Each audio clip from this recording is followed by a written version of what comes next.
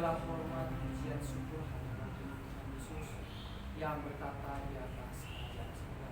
Saat ini Tuhan, kami akan mendengarkan sebagian dari firman-Mu. Engkau berkati kami, biarlah setiap apa yang kami dengarkan pada pagi hari ini kami bisa mengaplikasikannya di dalam kehidupan kami.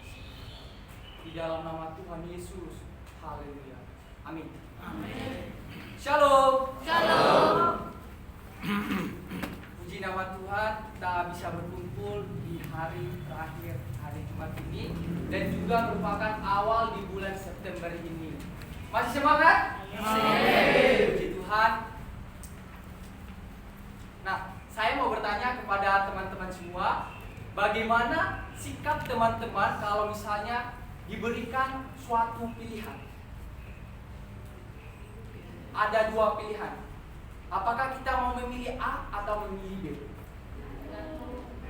Tergantung pemikiran kita.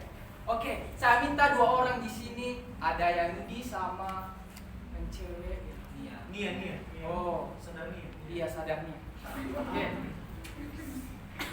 Maju ke depan. Iya, maju ke depan ya. Nah, di sini ada tertulis yang namanya pilihan. Nah, nanti ini yang mereka berdua ini mana? Sadania sama Yudi maju ke depan ya. Nanti ini ada dua pilihan. Nanti akan saya kasih mereka pilihan. Kalian mau pilih ini kiri ini ke kanan saya atau kiri. Nah, oke. Kalau Yudi kamu pilih apa nih? Kiri atau kanan? Kanan. Kamu Kiri. kiri. Tapi biar adil nih, biar adil. Oke. Nah kan saya kasih ini. Nah, saya kasih. Ya. Nah, tergantung kalian mau milih. Intinya harus dapat satu, jangan ambil dua-duanya. Oke? Jangan habiskan. Oke, 1, 2, 3. Oke, jangan dulu buka. Sudah? Oke. Mereka memilih itu sudah menjadi keyakinan dan kepercayaannya bahwa pilihan saya ini adalah terbaik, ya kan? Intinya kita kan apa kita garis bawah bahwa pilihan saya itu adalah terbaik. Tapi ini bukan disclaimernya, saya bukan menghakimi, tetapi ini hanya sebagai ilustrasi saja. Oke, kita bersama-sama buka sama yang di dulu. Apa yang menjadi pilihan dia? Hidup binasa tanpa Yesus.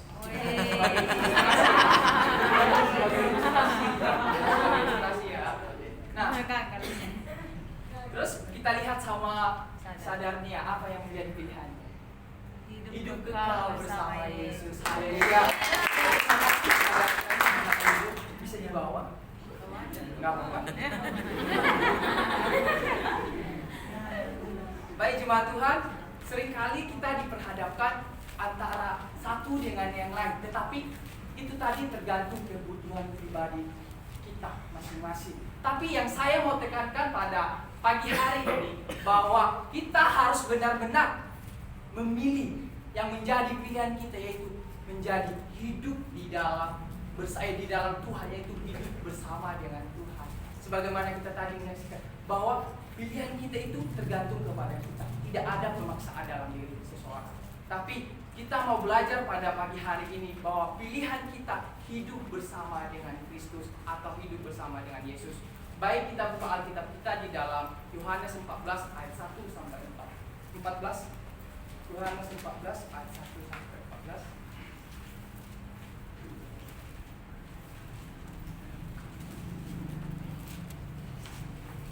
Kalau sudah menemukan, katakan amin. Amin. Puji nama Tuhan. Kita akan membacakannya secara responsoria. Saya ayat yang pertama, teman-teman dan saudara-saudari semua ayat yang kedua, dan begitu juga seterusnya.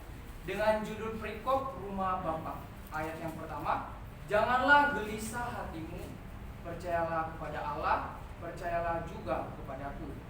Di rumah Bapakku banyak tempat tinggal. Jika tidak demikian, tentu aku mengatakannya kepadamu, sebab aku pergi ke situ untuk menyediakan tempat bagimu.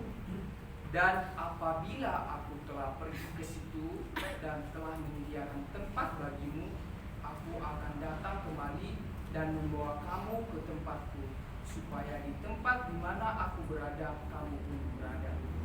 Dan kemana aku pergi, kamu tahu jalan ke situ. Kata Thomas kepadanya, Tuhan, kami tidak tahu kemana engkau pergi. Jadi, bagaimana kami tahu jalan ke situ? Kata Yesus kepadanya, Akulah jalan dan kebenaran dan hidup. Tidak ada seorang pun yang datang kepada Bapa kalau tidak melalui aku. Sekiranya kamu mengenal aku, pasti kamu juga mengenal Bapakku. Sekarang ini kamu mengenal Dia dan kamu telah melihat Dia. Kata Filipus kepadanya, Tuhan, tunjukkanlah Bapa itu kepada kami. Itu sudah cukup bagi kami. Kata Yesus kepadanya, telah sekian lama aku bersama-sama kamu, Filipus, namun engkau tidak mengenal aku. Barang siapa telah melihat aku, ia telah melihat Bapa. Bagaimana engkau berkata, tunjukkanlah Bapa itu kepada kami? Tidak percayakah engkau bahwa aku di dalam Bapa dan Bapa di dalam aku? Apa yang aku katakan kepadamu, tidak aku katakan dari diriku sendiri, tetapi Bapa yang tinggal di dalam aku, Dialah yang melakukan pekerjaannya. Percayalah kepadaku bahwa aku di dalam Bapa dan Bapa di dalam aku. Atau setidak-tidaknya percayalah karena pekerjaan-pekerjaan itu sendiri. Aku berkata kepadamu, sesungguhnya barang siapa percaya kepadaku, ia akan melakukan juga pekerjaan-pekerjaan yang aku lakukan, bahkan pekerjaan-pekerjaan yang lebih besar daripada itu, sebab aku pergi kepada Bapa. Dan apa juga yang kamu minta dalam namaku, aku akan melakukannya, supaya Bapa dipermuliakan di dalam Anak. Kita bersama-sama di ayat yang ke-14. Jika kamu meminta sesuatu kepadaku dalam namaku, aku akan melakukannya. Nama Tuhan. Tema kita pada pagi hari ini yaitu hidup itu pilihan. Nah, perlu kita ketahui bahwa kitab Yohanes ini terdiri dari 21 ayat, 21 pasal, 878 ayat, dan 19.099 kata. Nah, penulis dalam kitab Yohanes ini adalah Rasul Yohanes sendiri. Kita bisa melihat dalam Yohanes 21 ayat 20 dan ayat yang ke-24. Dan Yohanes ini merupakan anak Zebedeus. Bisa kita lihat dalam Matius 10 ayat 2. Dan saudaranya bernama Yakobus dan ibunya bernama Salome. Kita bisa melihat dalam Matius 27 ayat 56 dan Markus 15 ayat 40. Tema besar pada kitab Injil Yohanes ini adalah Allah menyatakan diri, atau ditegaskan pada kitab Yohanes ini adalah Yesus adalah Mesias atau anak Allah. Di dalam Yohanes 3 ayat 16 bahwa Yesus adalah karena begitu besar kasih Allah akan dunia ini, Ia telah mengaruniakan anaknya yang tunggal. Nah, kita melihat bahwa di dalam kitab Yohanes ini ada inkarnasi Allah menjadi manusia. Waktu penulisannya sekitar 80 sampai 95 Masehi dan tempatnya di Efesus.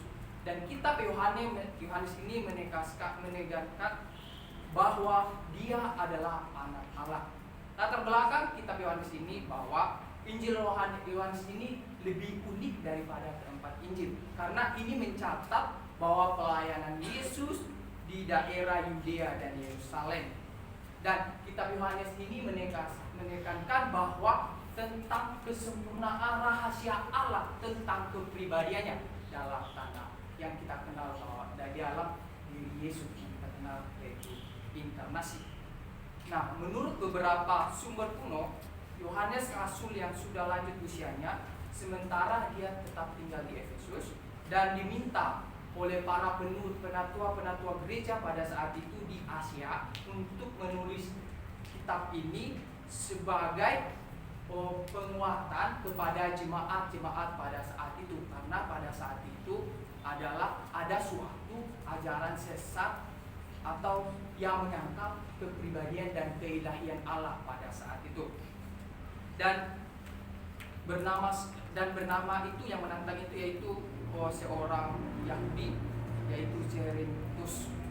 Nah, Injil Yohanes ini tetap melayani gereja sebagai suatu pernyataan teologis yang menegaskan bahwa dia adalah anak Allah, yaitu Yesus Kristus. Nah, tujuan kitab Yohanes ditulis ini untuk meyakinkan orang yang tidak percaya menjadi percaya kepada Tuhan Yesus. Dan yang kedua, untuk menguatkan dasar iman supaya orang percaya yang dapat terus-menerus percaya dan tidak dipengaruhi oleh ajaran-ajaran palsu.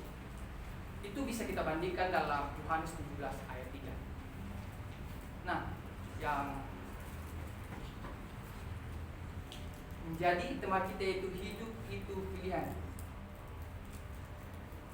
Di dalam Kamus Besar Bahasa Indonesia, pilihan itu bisa dikatakan bahwa yang dipilih atau hasil memilih.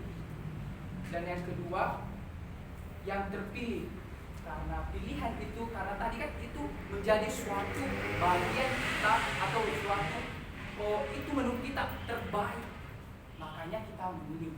Nah, dan yang ketiga adalah suatu jalan upaya, sebagaimana di dalam Yohanes 14 ayat yang tadi adalah akulah jalan, itu adalah penekanannya di ayat tengah.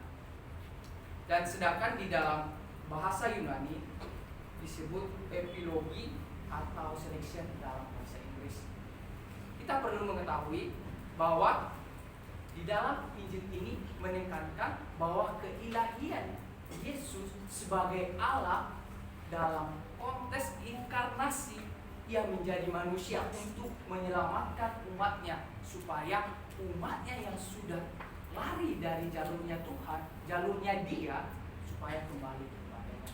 Nah, yang kedua, kata percaya dipakai sebanyak 98 kali, sama dengan menerima Kristus. Itu kita bisa lihat dalam Yohanes 1 ayat 12.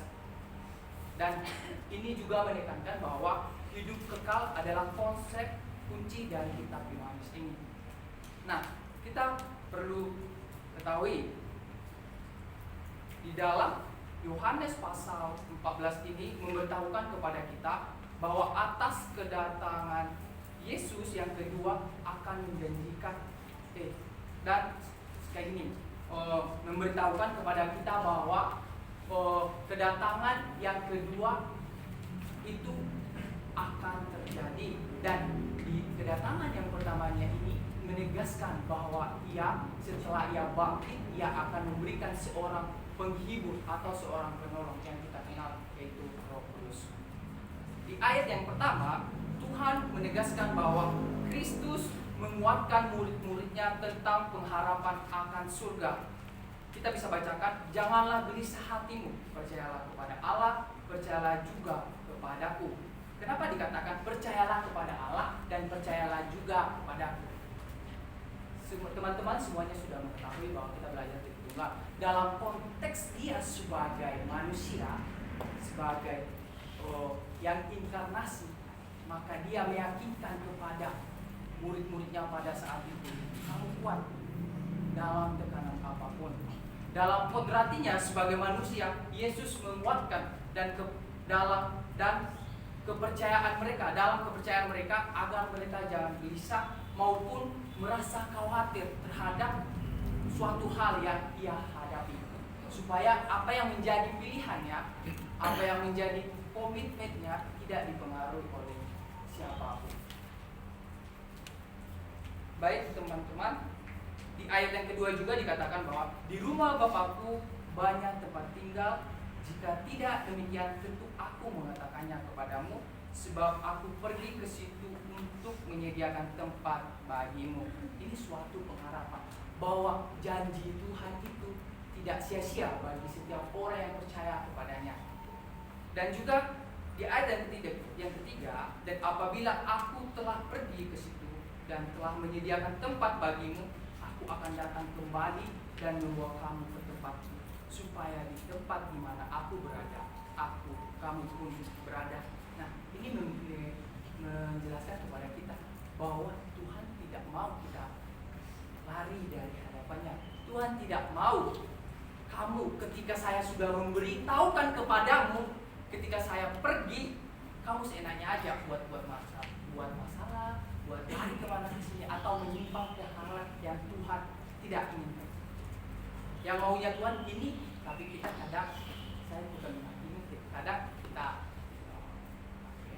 Dan juga Tuhan mau memberikan keyakinan bahwa saya ini loh juru selamatmu, bahwa akulah tiada manusia yang menjamin, bahwa dialah jalan kebenaran dan hidup. Tanpa percaya kepada Tuhan Yesus, tidak akan bisa hidup di dalam kekekalan itu. Di ayat yang keempat, dan kemana aku pergi, kamu tahu jalan ke situ. Hal ini ia sendiri mengatakan bahwa hanya percaya sepenuhnya kepada Allah, yaitu kepada Dia, segala kekhawatiran yang kita hadapi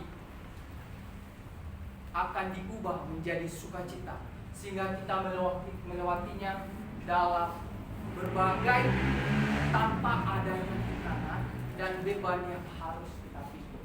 Jadi kita bebas. Nah, jika kamu percaya sepenuhnya kepada Allah, yaitu Allah yang telah menyatakan dirinya atau inkarnasi dalam diri Yesus, maka Ia juga akan bertanggung jawab atas seluruh hidup kita. Amin. Amin. Puji nama Tuhan. Dan perlu kita ketahui bahwa di dalam kitab Yohanes ini kita belajar ada beberapa tokoh. Yang pertama itu tokoh yang paling utama dalam kitab Yohanes ini adalah Yesus Kristus sendiri. Yang pertama, Yesus Kristus itu kita bisa lihat dalam perkataannya di ayat yang pertama sampai 4, di ayat yang ke-6 sampai 7, dan di ayat 9 sampai 14. Di situ semua dalam penjelasan itu menjelaskan bahwa Dia adalah anak Allah yang suci, sepenuhnya menjadi anak manusia, supaya kita anak manusia dapat menjadi anak Allah. Bahwa kita perlu tahu bahwa keteladanan Kristus adalah keteladanan sebagaimana kita menjadi teladan-teladannya Kristus. Istilah gini, karena Kristus sudah menjadi teladan bagi kita, jadi tidak ada alasan kita menjadi teladan. Okay.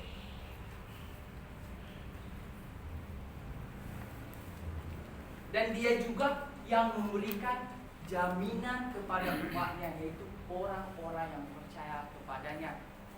Dia yang memberikan jaminan. Kalau kita lihat dari, kebetulan saya belajar apologetika dari Pak Nurul, kita lihat dari agama seberang bahwa mereka itu kalau misalnya kita katakan emangnya apa jaminan dalam setiap kepercayaan ini, mereka percaya insya Allah saya akan masuk surga. Tapi dalam konteks ini, dalam hidup di dalam Kristus, menegaskan bahwa Kristus adalah jaminan, jalan satu-satunya kita mendapatkan hidup yang kekal itu.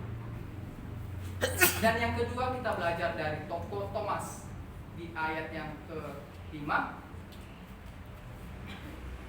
Kita bisa membacakannya. Kata Thomas kepadanya, Tuhan, kami tidak tahu kemana Engkau pergi, jadi bagaimana kami tahu ke jalan ke situ? Nah, dari situ terlihat dari keraguan-raguan Thomas. Padahal ini Thomas merupakan salah satu ke-12 murid Tuhan Yesus, bersama-sama dengan Tuhan Yesus dalam pelayanan, bahkan dimanapun. Nah, tidak kemungkinan kita juga sebagai manusia pasti ada keraguan-keraguan. Tetapi yakin di ayat ke-6 ini Tuhan menegaskan bahwa Dialah jaminan kepada kita, tapi bagi setiap orang yang percaya kepadanya.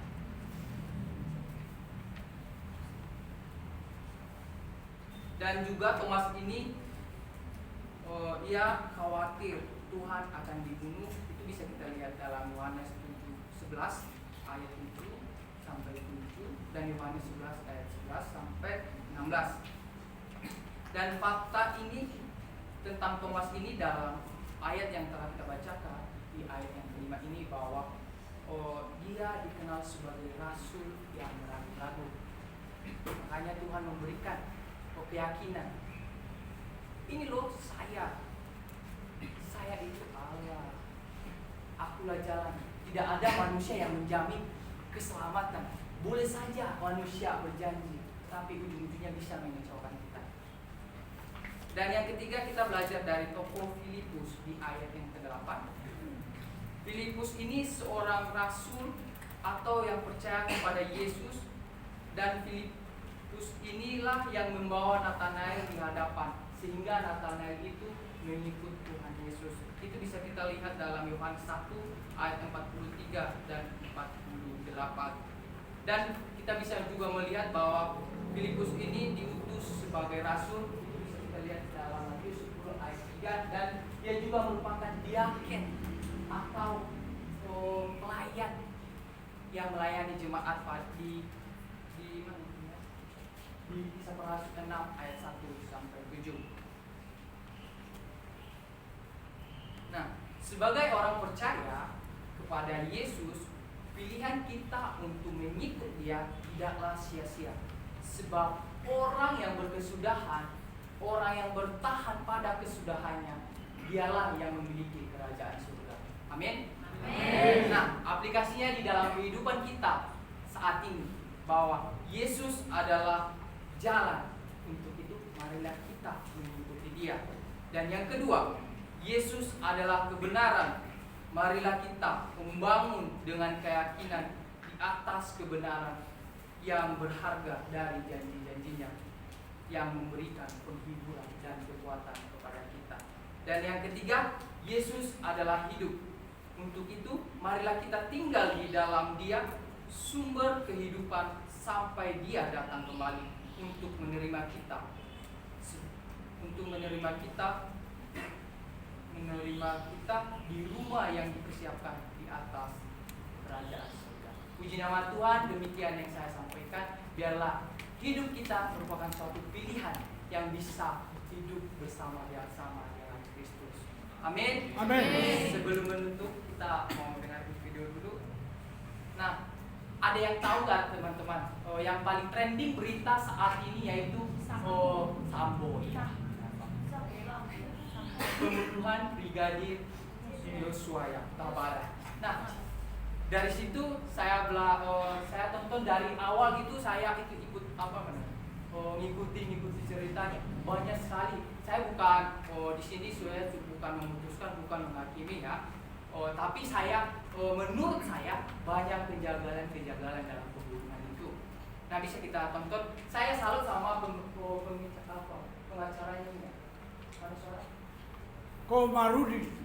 Kamarudin Simanjuntak. Dan juga Kamarudin ini salah satu pengacara MKC yang divonis 10 tahun menjadi 6 tahun penjara hari ini.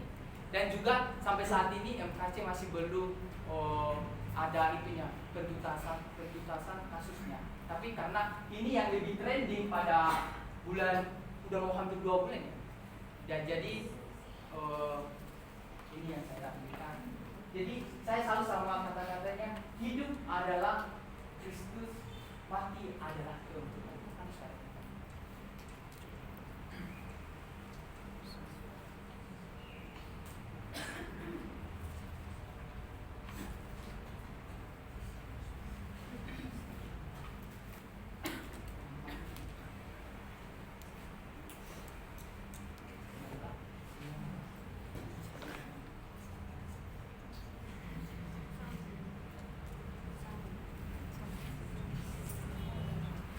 Bluetooth mode.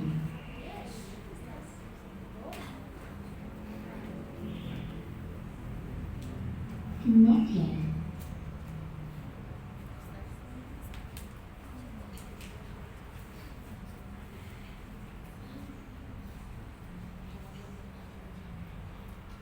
Yang pertama-tama rincian kasusnya gini. Yang pertama-tama tembak menembak, dan yang kedua pelecehan seksual. Padahal di akhir rekonstruksi kemarin itu kita bisa melihat bahwa rekonstruksinya itu ada pelecehan seksual, tapi itu sebenarnya sudah ditolak oleh Supreme Court.